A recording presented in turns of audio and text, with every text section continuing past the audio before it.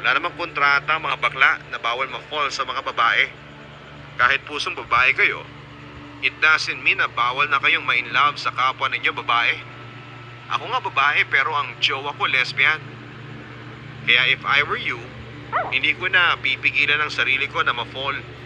Actually, I think it should be huwag mo nang kontrolin pa dahil obvious naman na nafu-fall ka na sa kanya. Ang payo pa ni Kara. Muli akong napalagok ng alak nang wala sa oras dahil sa mga sinabi ni Kara. Mas nauna pang na-realize ni Kara ang sarili kong nararamdaman para kay Tin. Mukhang ako na lang ang hindi pa umaamin sa sarili ko. Chad, can we talk?